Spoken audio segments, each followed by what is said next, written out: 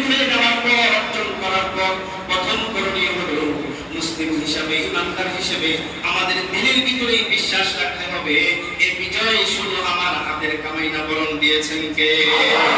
আল্লাহ দিয়েছেন।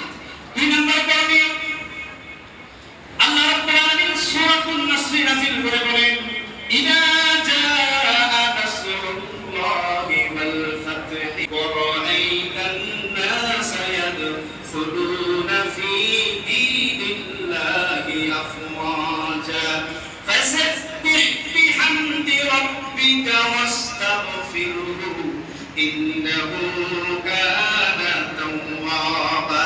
আল্লাহু আকবার বলেন।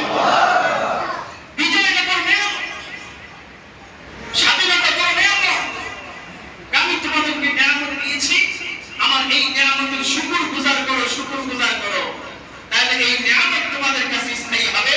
আর না হইলে আবার পরবর্তীতে এর চাইতে ডেঞ্জারাস জালেম শাসক তোমাদের ঘাড়ের উপরে আমি চাপাই দেওয়ার ক্ষমতা আমার আল্লাহর আছে না নাই? এই জন্য শুকর আদায় করতে হবে।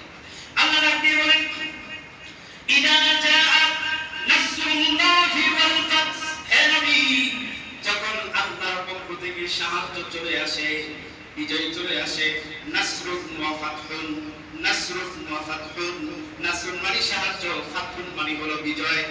ইতিহাস আমরা দেখেছি, হাদিস প্রমাণ করেছে, আল্লাহর নবী অল্প সংখ্যক সাহাবীদেরকে নিয়ে যুদ্ধের ময়দানে হাজির হয়েছেন।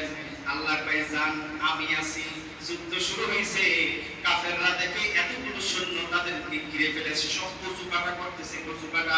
যুদ্ধের ময়দানে আল্লাহর নবী পাগুলো বৃদ্ধাঙ্গুলের উপরে দিয়া দিয়া হাঁটতেছেন। সাহাবীরা জিজ্ঞেস করেন, ইয়া রাসূলুল্লাহ, ইয়া হাবিবাল্লাহ, মুশরিকদের পাল্লার ভিতরে আমরা তরবারি দেওয়া, আমি তো পাল্লা কেটে যাই, জিনিসটা তো বুঝলাম না। আপনিও দেখি যুদ্ধের ময়দানে পাকে সমানভাবে জমিনে ফেলতে পারতেছেন না।